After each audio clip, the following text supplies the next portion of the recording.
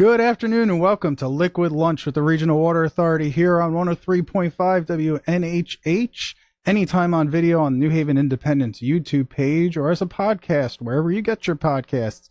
I'm Kevin Watsey and I am a water nerd. I am also the Director of Public Affairs over at the Regional Water Authority.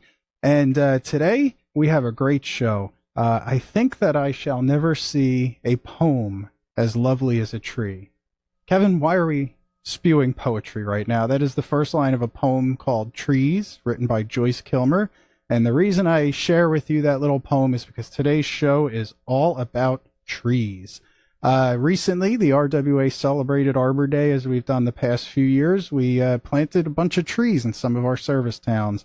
This year it was North Haven and East Haven who got some maple trees and some dogwood trees from us. And that kind of prompted me to think we should do an entire show about trees because I love trees.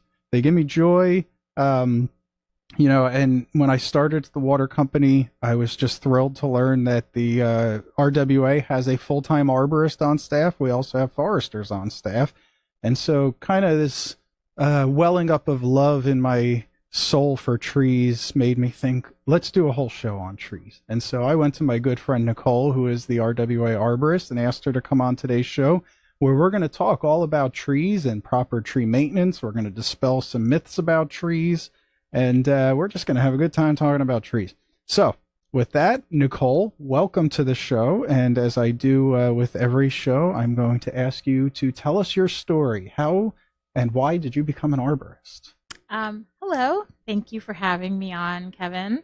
Well, I have to say, I too love trees. I'm really interested in native plants and how they can enhance the environment. And I love focusing on the woody plants just for all the benefits they provide, not only to our ecosystem, but also to wildlife. And so after doing a bit of gardening for a little while and working for a few nonprofits, someone recommended that I become an arborist because I didn't really know much about it. And so I did a little bit more research and I ended up taking the test for Connecticut, and I've been a licensed arborist for close to 7 years now. 7 years. And so let's get to the root of my first question, pun completely intended. What is an arborist? Well, an arborist is a professional, usually licensed, depending on the state, that is responsible for like the care, cultivation, maintenance, and sometimes even study of mostly woody plants, which includes trees and shrubs and even woody vines. And so we're a little bit different than foresters in that foresters tend to work on a larger scale, even though they are still responsible for tree care. Arborists tend to work with just smaller numbers of trees, usually individual trees in like a landscape or for a city or a town. So I will tell you my very dorky way of thinking about arborists versus foresters is that the arborist sees the tree through the forest and the foresters see the forest through the trees. That's pretty good. Yeah. Some of like how they are different. So, when you and I first started talking, you told me a pretty interesting story because I think I just asked you, how do you become a certified arborist? So how do you become a certified arborist? And then I also want to ask you about the test that you actually took to get your license, because that kind of blew my mind a little bit. Sure. Well, in Connecticut, it is a little different in other states. But in Connecticut, our sort of, we kind of fall under the auspices of CT DEEP, which is the Connecticut Department Environmental and Energy Protection, or Energy and Environmental Protection. I always mix those two up. But they administer the test, and if you pass all of their requirements, you become an arborist. So the way the test works, they offer it every month. There is a written test, and once you pass the written test, you then schedule the tree ID portion of the test and then the oral part of the exam. So you take the written test, and then 4 times a year, now they have it on 2 sites. They used to just do it at 123 Huntington Street at the Connecticut Agricultural Experiment Station. 4 times a year, you can schedule the test after you pass the written. You show up, they ask you questions about tree ID. They basically point to trees on the different properties. You have to ID them. They grade you right then and there. And if you pass that same day, you move on to the oral part of the exam. and then you talk to 2 or 3 experienced arborists, and sometimes even foresters, because there's a lot of overlap. And then once you pass, in a couple weeks, you get your results and you find out if you are a licensed arborist. And then every 5 years, you have to renew your license. And in that 5 years, you are required to take at least 12 continuing education credits to maintain your license. So you literally go to a location, somebody points at a tree, and you have to tell them what that tree is. And you told me, too, if you want to be a show-off, you can give the Latin name, but if you do that for one, you have to do it for all, right? Yeah, that's what they tell you. Yeah. So they tell you, don't be cute. They just want to see what you know and that you are, obviously professional and you know what you're talking about.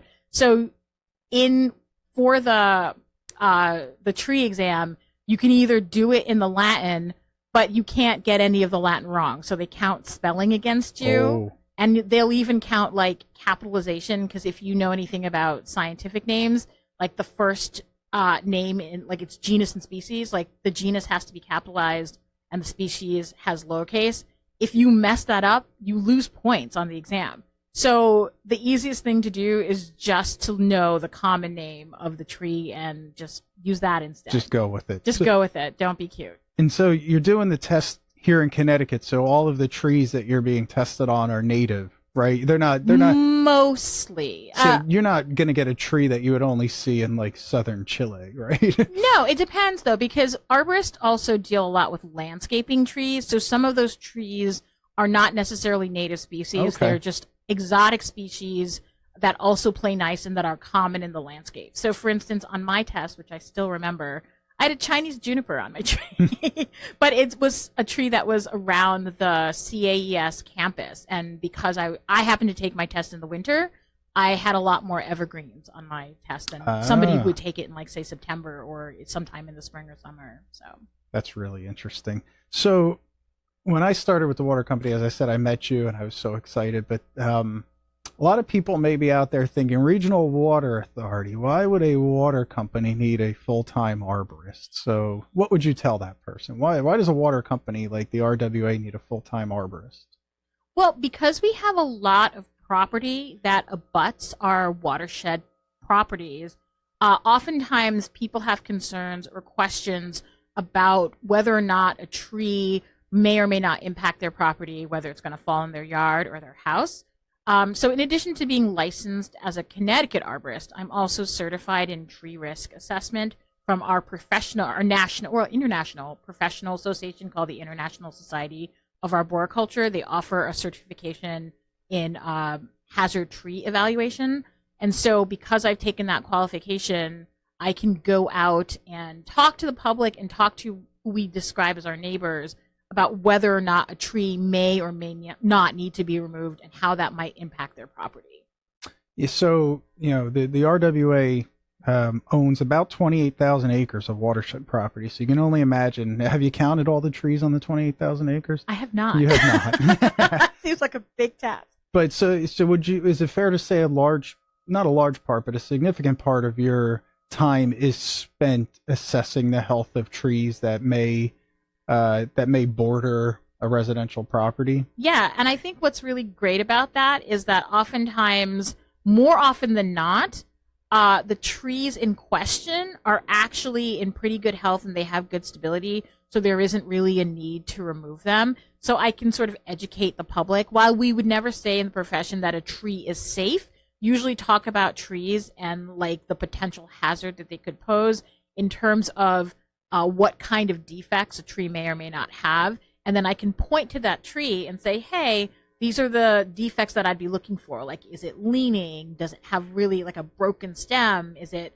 cracked in a certain way? Are the roots pulling away that it looks like it might get thrown over and just fall over? And I can point that out to people and the condition of the tree and saying, hey, this tree is not showing evidence of those defects. So under normal conditions, this tree is not going to fail. So, or it would be unlikely to fail under certain conditions. And so you shouldn't be as afraid of this tree as you previously are before you called me out. So that was going to be one of my questions, is kind of when you show up to a site, what are you looking at for a tree? Or would you do any kind of like sample of the inside of the tree? Because I've seen in instances where there's trees that look fine, but they're completely hollow in the trunk. Like, Oh, sure. so without doing like a core sample or whatever you would call it, can you tell whether a tree is hollow on the inside? I mean, I have a sounding mallet, so I can usually hit the tree and tell, like, if there's decay. I mean, some decay fungi that cause significant problems, you can't sound with a mallet, like if they're working from the outside in, like, and that's usually like a sapwood rot or some other kind of rot that works out in, that's killing the part of the tree that's more stable. But for the most part, when you do tree risk assessments, especially if you have the tree risk qualification from ISA, there's 3 levels of assessment. What you're talking about when you core a tree, that's usually like a level 3 assessment. I usually have to only do what they call a level 1 limited visual inspection, where you're looking for any really obvious defects, like cracks. I can tell you one example. I had a homeowner who was really concerned because during the tornado a few years ago, the tree was sort of cracked at the base, but it was small. But over time, that crack was growing, and it actually had a defect that we call a torsion crack, where it was literally cracking up the stem in a spiral. Oh, wow. And I was like, oh, that tree is like 60 feet tall, and our house is 30 feet away. That tree should come out. So when you have to do a limited visual inspection, that's usually enough to tell you whether or not this tree has a defect that would cause it to fail in a way that would impact someone's house. But the vast majority of trees that I see are just trees that are large and people are concerned about them. And I say, well, actually, those trees don't have an actual defect that require removal. Like, just being large is not always enough. Right. Yeah, because I guess, like this weekend we had very strong winds, and so people are thinking large tree, strong wind, bye-bye house.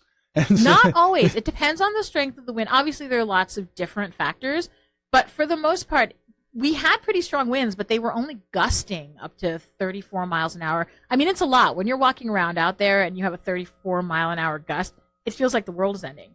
But for most trees, they are adapted enough to gusts, and they can tolerate that.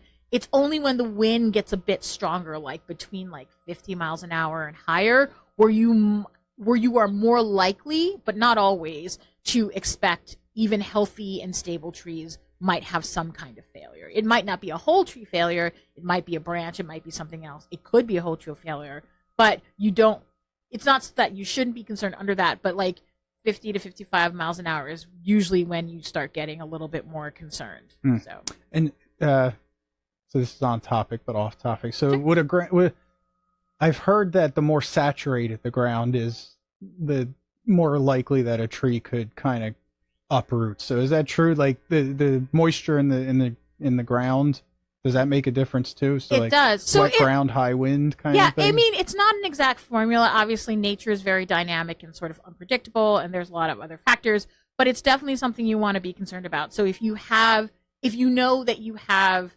55-mile-an-hour winds coming, and you also know that you've had like 3 days worth of rain and the ground is completely saturated, you might have trees or certain species that might be more prone to go over what they call wind throw, when the wind blows them and they just kind of fall over.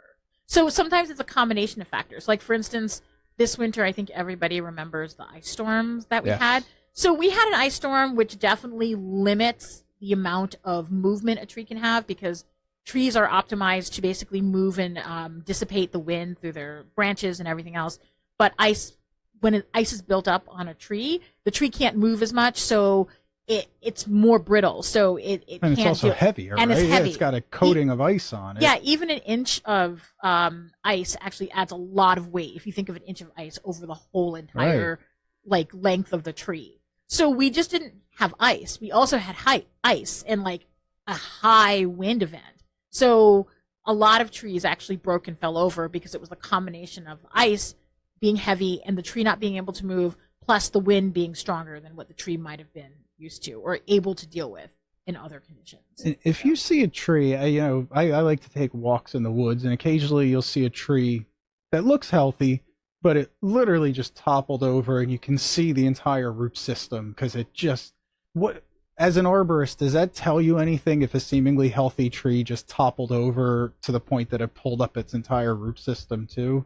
Well, like, was that tree healthy to begin with, do you think? Or usually you can't really. It's when you talk about tree health and tree stability they can be related, but they also are a little bit divorced. Like a quote unquote healthy tree, meaning like a tree with a full crown, a really intact vascular system. Yes, a tree like that can go over for a number of reasons. So we tend not to link tree health, quote unquote, with tree stability. Okay. But certain defects will show themselves, and at that point, and you can still have a full crown and a hollow and decay, like at the butt and the root, or you can have high wind and it's like summer and the tree is completely leafed out, and that creates a sail, and then the tree can be overwhelmed by the wind that blows it over. So yeah, it's related, but it's not always the same. So yeah, as you said, there's no formula, there's no one size fits all kind of explanation for it's those more things. like experience, and like there are examples like with our like the manuals that we use that can tell you under certain conditions you can expect certain things to happen, but it's not always like a one-to-one correlation. So it's not, every case is different. So let me back to your 9 to 5 job. I guess what does the typical day look like for the RWA arborist? Well, since even though I have to be a licensed arborist, to have my position, my official title is natural resources analyst. So I do a bunch of other work for the RWA, including tree risk assessment. So I'm also in charge of the deer hunt, which I'm just in the middle of prepping for because we're just getting applications back. I'm also responsible for co-managing our flood warning system around our dams. So like a typical day will find me doing any number of tasks depending on what the season is. Especially, I can tell you a typical day after like a big storm or something, or a wind event or ice storm. Yeah. Usually catches me fielding a lot of calls from neighbors who are concerned about trees that have broken or fallen or look like they might fall. So I go out and inspect the trees either for the neighbors or even sometimes for RWA staff to make sure there are no trees that are going to impact the buildings and our infrastructure as well. And what would you say? So specifically, one of our neighbors calls you up and says, "I think this tree is bad. I got to go." So, and you go out. What is your biggest challenge? Like, what are you thinking about when you go out there? Because I imagine maybe it's just me, but if I were in your position, at least a little part of me would think, "What if I got this one wrong? What if I tell them it's healthy and then next week a gust of wind blows this thing over?" Like, is that something that crosses your mind, or you've been doing it so long, you're confident enough that you don't really have that doubt? Well, there's always a little bit of unknown because nature is pretty dynamic, and you never say for sure that a tree is safe. Like, no one ever says that. Like, you can only observe what you can observe on the tree. So it's like you go out, you look for the defects that would most likely cause a tree to fail. And if they're not there, you can pretty much say with a certain amount of confidence that this tree isn't going to fail because it just doesn't have these defects. I always tell people the caveat is that, under certain weather conditions, all bets are off, and I can't guarantee the safety of this tree 100%, but it is unlikely that the tree would fail under its current condition or the current weather conditions. Like, if there's nothing in the weather forecast, like hurricanes or tornadoes or anything crazy, although those things can be slightly unpredictable as well. Most of the trees, I have to say that so far, knock on wood, no pun intended, that most of the trees that I've said, hey, these trees should remain for these various reasons, are still standing and still healthy. And I always tell people the conditions of trees can change. So even if I've looked at a tree once, it doesn't mean that I'll never come back and look at that tree. If under like a wind event or something else changes and you are still nervous about the condition of this tree, I'm very happy to come out and look at the tree again. There are multiple people that I've gone back to because they were like, hey, after this windstorm, this branch was moving a lot. Can you come out and check it out? And I've gone back and checked. And now I have a nice relationship with those neighbors because they know they can just call my work cell and I'll come out and look at the tree for them again. Nice. Let's turn to a minute, talk about tree law. All right. Sure. So, if I'll take the RWA out of it. If I have a tree on my property and it falls onto my neighbor's house, who's responsible for I guess A, the removal of that tree on the neighbor's property, and B, the repairs to the neighbor's property? I know this is not an answer everyone loves, and I have to give this answer all the time. So, because Connecticut tree law is based not on statute coming from our state legislature, but on historic cases, what they call like case law shorthand. The trees are considered in Connecticut a condition of the land, like a turkey or something else. And because they're a condition of the land, and because trees usually fail under what Connecticut considers act of God circumstances, unfortunately, if that tree from your property fell onto your neighbor's property, they are responsible for the cleanup. Usually it's a matter for insurance, so the insurance will cover it. This is why I always tell people, if you have some questions about trees, because sometimes there are shared trees where one part of the tree is on over one property line and another part of the tree is on another property line, be nice to your neighbors, because you might have to decide collectively what to do about a tree. But so in general, if a piece of a tree is over one property line, that part of the tree belongs to that neighbor. So say the trunk and most of the roots were on your side of the property line, but you had branches overhanging the property to your neighbor can prune anything up to the boundary of that property. However, with their pruning, they cannot do any work on the tree that will cause the tree to fail. So say they have someone prune it, which is legal, but then they leave all these stubs and decay comes into the tree, and then the tree dies and it falls on your side of the property.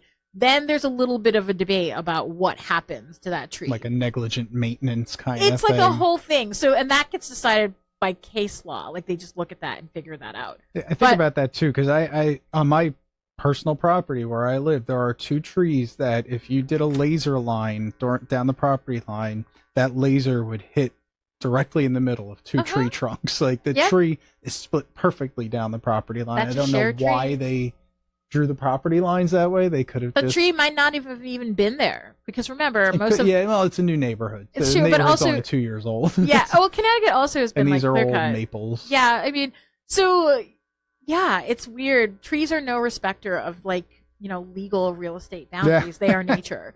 So I usually just tell people, hey, if you have a shared tree question, how good of a relationship do you have with your neighbor? With your neighbor, yeah. And, like, try to work it out. Because some people also have tree roots growing on two sides of the property line. And to say they needed to trench something or build a patio, and that construction killed the tree roots or damaged the tree roots, causing tree failure somewhere.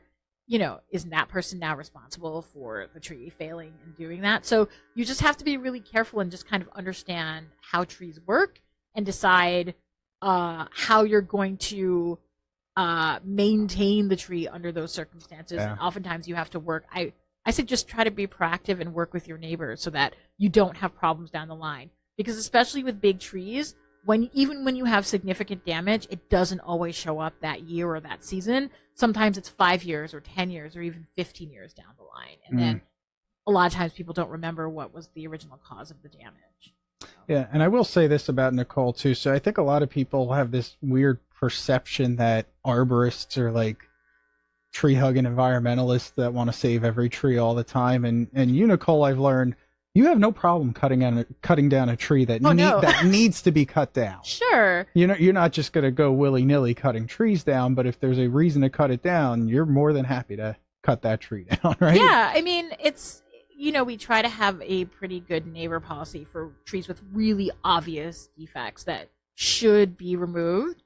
But at the same time, I think because I do love trees and I want people to not be afraid of having trees because they provide so many benefits, when there is a tree that should come out, like the tree with the big giant crack up the trunk that was basically splitting in half from the bottom, I'm like, that seems reasonable to remove. If it's just like a tree with a branch here or there that falls, I wouldn't say we should remove that because it might be a quote unquote nuisance to someone or a nuisance.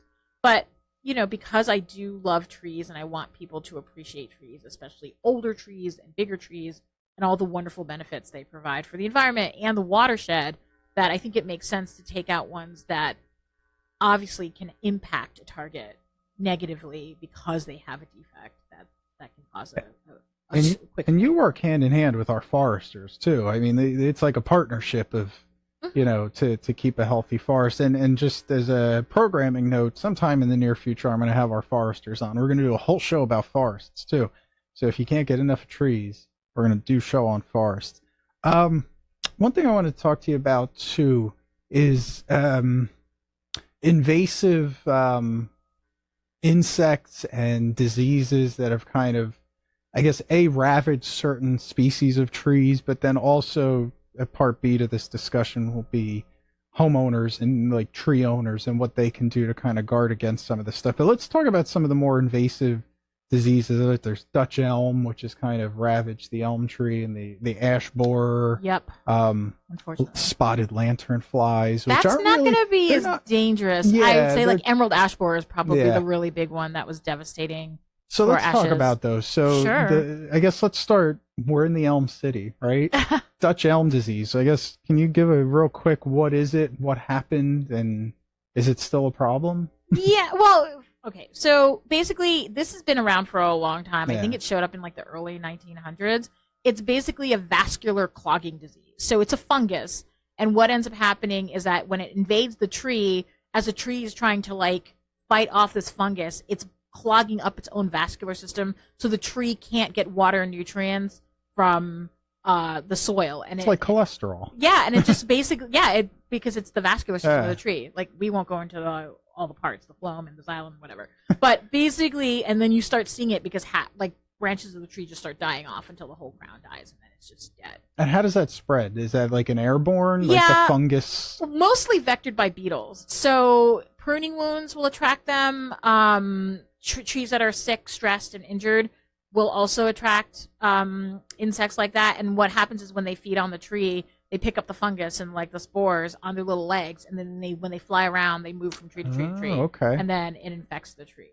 So it's vectored by two beetles. Like, we have a native beetle and I think a European beetle that is kind of both feed on the elm tree. So that's how they got sick. But turns out Dutch elm disease is mostly a tree for like urbanized trees in like a city, New Haven. There's still elm trees around. Like, I find them in the forest, or especially around water like rivers, and they're doing okay. So why is it why is it the urban elm? I think I don't know. I think I can hypothesize that, a lot of times it's a monoculture. So when they planted elms in New Haven, for instance, calling it the Elm City, they had elms just lining lots of streets.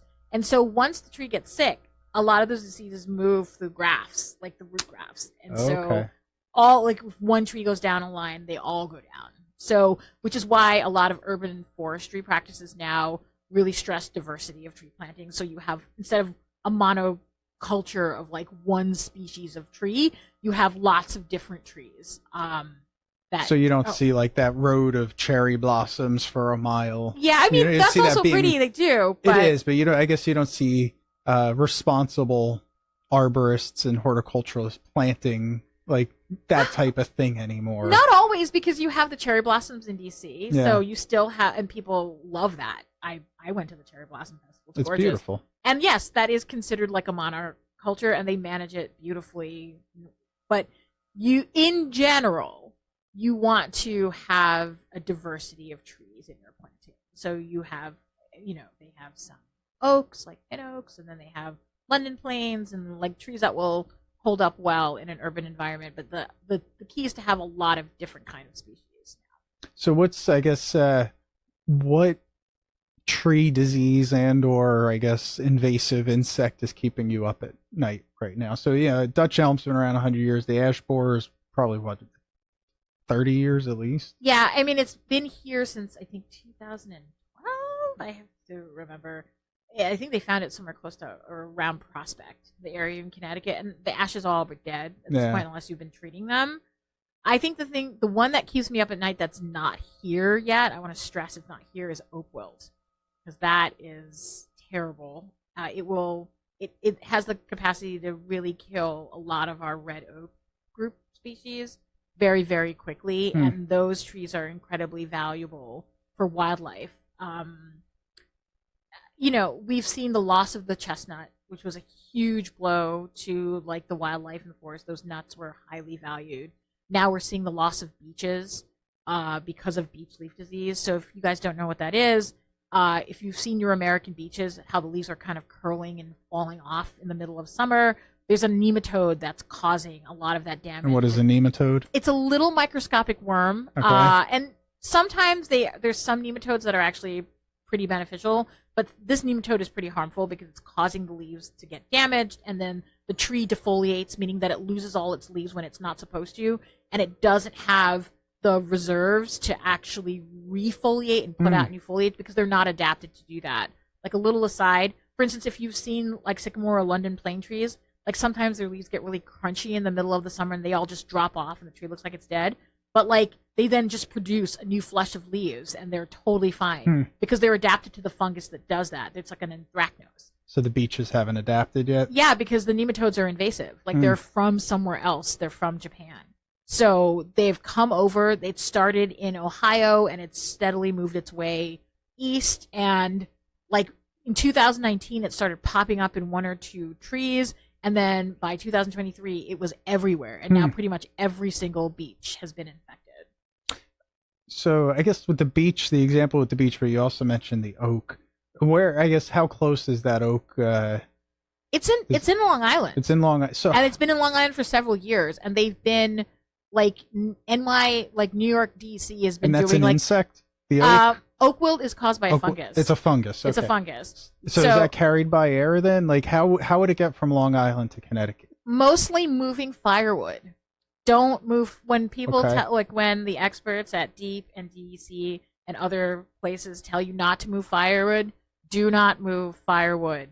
Like respect the quarantines that are in place because that's how a lot of these insects and diseases move. Like yes, emerald ash borer can fly. Sure, like 2 miles, but it's going to travel faster because people have moved firewood. Oh, okay. And that's one of the reasons it got here. That's so interesting. So that's the one that's keeping you up at night right now, the oak. Oak, well, it will be devastating because we're losing so many. And the ironic part is, like, chestnuts, beeches, and oaks are all in the Fagaceae family. They're all in the same family of trees. So it's really devastating. It would be really devastating.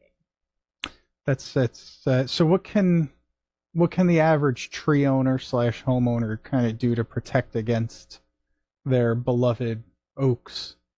Is there anything you can do? Yes. The cool thing about oak wilt, if there isn't anything cool thing besides killing trees, is that they found out. I just went to a conference on this. Like it's a pretty weak pathogen, so it won't persist on your pruning tools. Like say if you had something like boxwood blight, which just lives on everything and just infects boxwood. That is sort of like, it's a small shrub and it's easily replaceable, but like as a pathogen, it's pretty virulent. The oak wilt fungus is not like that, but now that there are best management practices for this, don't prune your oaks when they're actively growing. So like right now when they're starting to leaf out, unless there's storm damage, unless there's something else going on, don't prune them if you can help it. Wait till they're dormant. And if you did have to prune them, even though this practice kind of went out of fashion for a while, you can actually paint the wounds with like sealer. They recommend if you do have to prune oaks in the growing season that you use a sealant on the wound so you're not attracting the beetles that could that could vector the fungus.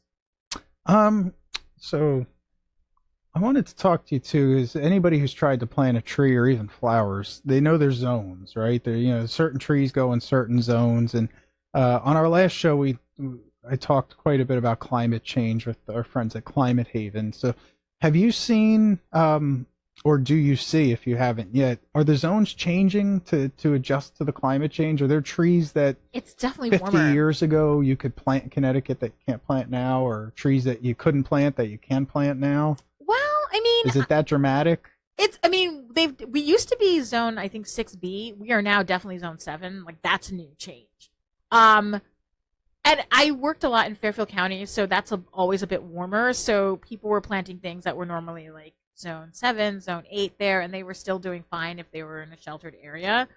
I would say you can plant zone 7 things, but even with the warming, especially in the summer, there are still like wild swings in temperature where you have really still very cold nights, but even though you have sort of on average warmer temperatures, and if you are planting things that are from a warmer zone, just know that sometimes like those really cold New England nights can kill a tree in a warmer from a warmer climate. So I still recommend people plant like zone 6B things just for the sometimes, because we, like, for instance, this past winter with the ice storm, like we haven't had a cold winter like that in a really long time. But if you were planting something like a crepe myrtle, that temperature would have definitely killed that tree. I love crepe myrtles. They're very beautiful. I love crepe myrtles. They're just beautiful.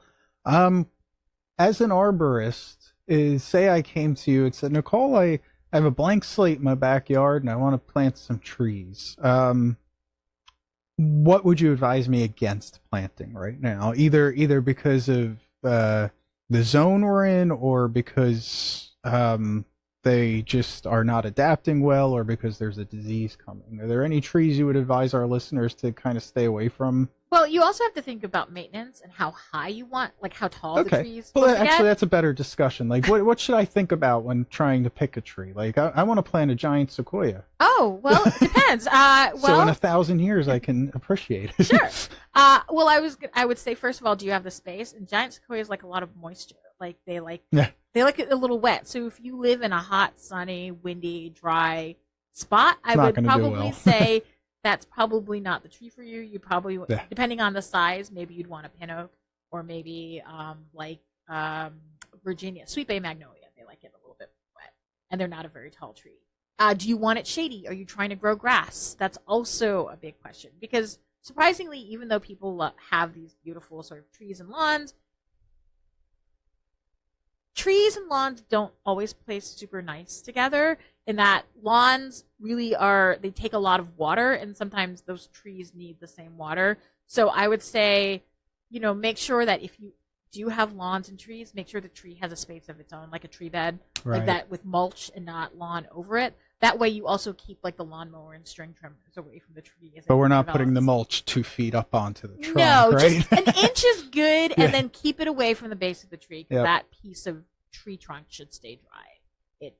If it stays buried underwater or buried with mulch, it stays moist and it's more apt to get butt rot or root rot. So don't do that. Okay. So you're telling me consider the height and the space that I have to fill, and the maintenance, how much maintenance I want to do on it. How do you want to prune a lot or a little?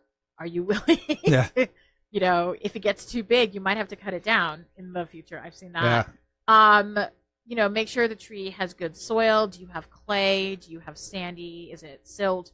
That's really important to know. Rock. Do you have a sprinkler system that's going to hit the bark constantly? Because that also can predispose your tree to disease, because tree bark likes to be dry. So don't do that. There are all sorts of factors. I would ask you a lot of questions, because trees are a pretty good commitment. Like, it's hard work to dig a good hole for a tree. It's hard work to keep it watered, especially as we have drier, hotter summers. So, I would ask you a lot of questions. And what's the best time to plant? I like early spring. Then you catch the rainy season. A lot of people recommend planting trees in the fall, and you can do that too. I was just listening to a webinar that this is someone's personal preference. You can do it. People still do it. But he's found, especially as the climate's changing, that the evergreens tend to dry out because they don't have as good of roots on them for the winter. So he stopped planting evergreens like in the fall and just does it in the spring. I like the spring because you don't have to water as much. Like, you can get away. Nature takes care of it. Yeah, after you water, if you plant them like early April, late March, you can actually take advantage of the wetter weather and like have the tree get pretty adequately watered before you have to start watering it in the heat of the summer, if we end up having like smaller droughty events. So. And then what about, I've seen some nurseries in the area that have what I would consider almost fully grown trees that they will dig up, and you'll have a 20-foot kind of thing. Like, are those harder to kind of get to take to transplant, or is it kind of the same rules as a 6-foot dogwood that you just plant? I would say it depends on the species, but for sure, a bigger tree is not going to grow as fast, and it's probably also proportionally lost more of its root system than, say, like a 4-foot or 5-foot tree. So it's going to take a while for it to establish again. So the rule of thumb is that for every inch of the diameter of the tree trunk, like arborists and I think even foresters use what they call DBH, which is diameter breast height, which is basically just a fancy way of saying like 4.5 feet up from the trunk is where you measure like the girth of the tree to get a sense of its diameter. And so if you have a tree that's larger, it's usually like it takes 1 year more or less. So for each inch, Like so caliper inch. yeah. So if you have like a caliper's a whole other story. Yeah. But it's the same sort of thing where it's just another way to measure the diameter of the tree. But basically, it's like 1 inch, it's 1 year per inch. So if you have a tree that's 5 inches, which is a pretty good sized tree, that's going to take about 5 years for its roots to kind of grow back. So interesting. Yeah, if you don't want if you are patient and can stand to plant a smaller tree, chances are that smaller tree will also reach the same size in the same amount of time that the bigger tree you plant, because it's not going to take as much time to establish. Gotcha. So I want to hit you with some myths about trees, but before we do that, I'll just ask you one quick, simple question. What's your favorite tree? I have too many to list. It's pretty Well, problematic. give me 2 of them. Okay, right away, Amelanchier canadensis, which is basically American serviceberry. You've probably seen them in the forest. They're beautiful, white, delicate petals. They're one of the first things to flower. That is conspicuous flower, not like a red maple. Okay. They're beautiful, and they also have very palatable fruit at the end of the season. Like humans can eat them. They taste like a cross between cranberry and blueberries. But usually the birds get to them first, so most people don't get to. We'll let the birds have them. Yeah, unless you net them like a blueberry, you probably won't get it. And then my favorite tree, pretty much of all times, always like just peach trees. Oh, okay. I love their blossoms. They're like this beautiful coral pink red. They're gorgeous. Nice. And Nicole knows well. I will stop by her desk multiple times to point out cool new trees that I've read about or seen, and we kind of totally geek out on trees. And like my favorite, the monkey puzzle tree. If you've never seen a monkey puzzle tree, look it up. There is one in Connecticut. It's down in Greenwich on a traffic circle, which is very weird, but it's native to, I think, Argentina or Chile or something. But anyway, look up the monkey puzzle tree. All right, so let's do some myths about trees. First myth: trees need to be pruned annually. True or false? Depends on the species. Like if you, for instance, might love my favorite tree, the peach tree, that tree needs to be pruned annually because you need the tree fruits on new wood, so you've got to prepare the tree for next year's fruiting. And plus, they get really out of control and big if you don't prune them, so you have to prune those like every year, like in February. However, like if you have a mature tree like a giant oak, you probably don't need to prune it every year. If there's storm damage, certainly prune that out. But for the most part, if you've trained the tree from when it's young doing correct, what they call structural pruning, that most of the times you don't necessarily need to prune. But you should have your trees inspected, especially if they're large, especially if there's a target that can be impacted with any part of failure. It's good to have the tree on an inspection schedule, and then the arborist can decide whether or not it should get. Okay. Next, tree roots grow very deep into the ground. Again, depends on the species. There's a whole thing about sinker roots, but for the most part, trees don't grow their roots down; they grow them out. So most of tree roots are found between like the first 8 and 24 inches, sometimes even like 8 and 15. But it's pretty much the same area of soil that's being occupied by grass and flowers and stuff. Which is why I try to tell people, be careful if you're planting flowers and stuff underneath the trees, because you might be disturbing its root system and you could stress the tree unnecessarily.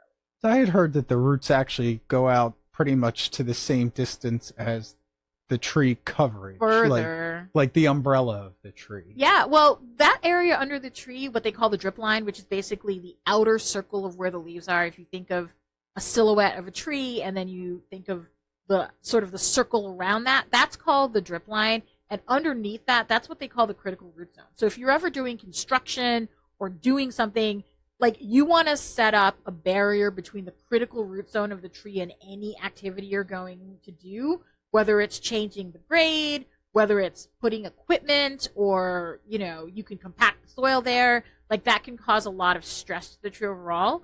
But tree roots pretty much go much farther past that. It's almost like 1, 2 times, 3 times. And so, but what's out there past the critical root zone is mostly just like the absorbing roots, like the fine roots, like root hairs that pick up a lot of water and soil. So that's where all that stuff is. Most of the stuff that's closer to the drip line will be your like lateral woody roots that are structurally holding up the tree, right. But then all the other roots kind of come off of that. I'm always fascinated. We talked about trees that just kind of tip over. When I see those in the woods, I catch myself just staring at the root system for a long time because you're not even seeing all of it. Yeah, I know. It's so fascinating. So I had heard that this is kind of a myth, but I'll just throw it out there. In the middle of the summer, up to a third of the rain that falls from the sky never reaches the ground because the leaves kind of stop it. Is that true? Yeah, I mean, the leaves are really good at stopping rainfall, which is a reason why you want trees covering the soil, or like, because they slow the rain down, they absorb it, and then the rain just sort of is able to like penetrate the soil better without like just causing a huge deluge. And the roots hold the soil together to prevent erosion, right? Mm-hmm. That's why when they kind of get rid of lots of trees, there's mudslides and stuff, right? Yeah. I mean, out west, you've seen it a lot. So. Let's see. Our next one, I do have these written down. Trees should be staked very tightly to help them grow straight. Nope, trees don't need that. In fact, they need to sway in the wind to develop a really good root flare, which is how the tree maintains its stability throughout its life. What happens is sometimes, I think it's funny because staking became sort of very standard practice. Now it's a little bit frowned upon. I won't get into all of that. But like, I think what happened is like someone had the great idea to stake a tree whose tree roots probably weren't a staple in the soil. And then everyone was like, hey, let's just do that. But you don't need to. I would say we just had a tree planting on Friday, and we did have to stake a few trees because the soil was so dry and so loose, and the tree roots were so small and they were dry. So we ended up staking them to make sure they had stability. But we didn't stake them tightly. We only staked them to keep them upright so that they can sway in the wind to develop that really good root flare and to develop really strong root system. And then after a year, those stakes and those ties are going to be removed so that the tree can stand on their own and continue to develop in a healthy way. So yes, trees can be staked if you need that option to keep them upright. But if you can help it, don't stake them because they will develop a good root flare on their own, because that's what they're meant to do. Nice. How about a tree that is planted by itself with no other trees around is less likely to survive than a tree that's planted around other trees? And I asked that for a specific reason, but I want to know your thought on that. I mean, it depends on the species, but I've seen plenty of what they call specimen trees, where trees are just planted alone, and they're beautiful. They're beautiful. I mean, trees develop in a very different way than if they're growing in a grouping. For instance, if you've ever seen a tree in a forest versus a tree like open grown on someone's lawn, you can see that the tree in the forest is much taller, and that the leaves or the needles are way at the top, and there's not really anything going on the trunk until they go straight. In like an open grown situation, there's a lot more branching. If you think about those beautiful live oaks in the South where they just branch like crazy and they're like really wide and beautiful, it's because trees have this really cool adaptation, and like where the sunlight hits them and they have adventitious buds, and like the buds will just develop branches. So basically you're taking, in an open grown area, like in a specimen tree in a lawn, like you're taking advantage of this adaptation that exists for a tree when it breaks branches so that it can grow a new one. But when they're growing in competition with other trees, they will just grow really straight, and they are super efficient, where they'll just put out leaves on the area most likely to have to get access to light. So, but tree, I think you and I read the same book. I forget the name of it now, but it actually talked about how trees in a forest will actually support each other, like through their root system. They don't talk to each other, but they kind of can communicate with each other. Yeah, Do you remember the name of that book? Because we both read it, and now I can't remember the name of it. Oh my god! But I think that's where I heard that a tree, trees and forests do better because they can actually send nutrients to each other, and even like if a tree's cut down, like they can support the stump of the tree that was cut down. I mean, better's doing a lot of work. It's big. That's a big term, but yes, trees do have this complicated relationship with each other. Like in a landscape setting, when a tree grows by itself, I think because they get a lot of inputs from the humans who either put the tree there or want it on their property, they don't necessarily need to quote unquote talk to other trees because they're getting probably nitrogen if they fertilize their lawn. Right. Like if you water your lawn, the tree might be getting more water that way, so it's still big and beautiful. They're probably getting pruned and taking out defects where that might not happen in nature. So I don't think it's a matter of like one is better than the other. It's just that the inputs are going to be different depending on like where the tree is. So okay, and the last myth, I don't even know if you know this, but I read it. I read it all the time, and I've never looked it up. But holly trees. They always say like holly trees' leaves are smooth until the deer start eating it, and then they adapt with the spikes on the leaves to prevent. Have you ever heard that? I haven't, but it's funny that you mentioned that because I've seen really small hollies in the forest that don't. Maybe the deer munch them before I've seen them. But every like from the little ones to sort of the bigger, I've only seen ones. They're not super tall. Like maybe the biggest one I've seen is maybe 7 feet.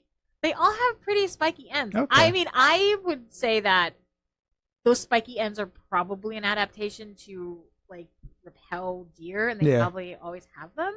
But it would be interesting to see because I've seen them unfurl, and they're pretty spiky. They are. Like, but most tree, like when the leaves first unfurl, they're usually small, and they take a lot of energy to sort of develop. So they might be smooth before they get their mature shape and the cuticle comes out. So they might seem smooth, and then the deer munch them. But like they were always going to be smooth when they came out, and then as they matured, they would get spikier. Interesting. So there you have it. So that is our show on trees. Now that we've talked for a long time about trees, we're going to do our 5 unrelated questions. These are questions that have nothing to do with trees, but they're going to let us get to know Nicole a little bit better. First question, do you have any pets? I don't, because I'm never home because I'm planting. I love trees, so that's all I do in the summer. The trees are your pets. Basically, yes. If you were to get a pet, what would you get? Oh, my sister has a dog that I really love. She has a beagle named Dexter, and every time I visit her, I love that dog. There you go. A beagle named Dexter. What's your favorite band or musician? Oh, I'd have to be George Clinton, Parliament. You're so good. Really? G-Funk.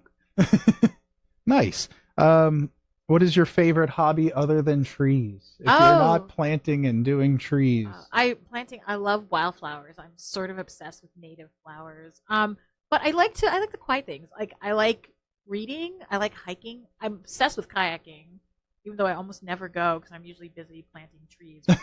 Normally be kayaking. I'm gonna have to take up winter kayaking, I think. Oh. That sounds very cold.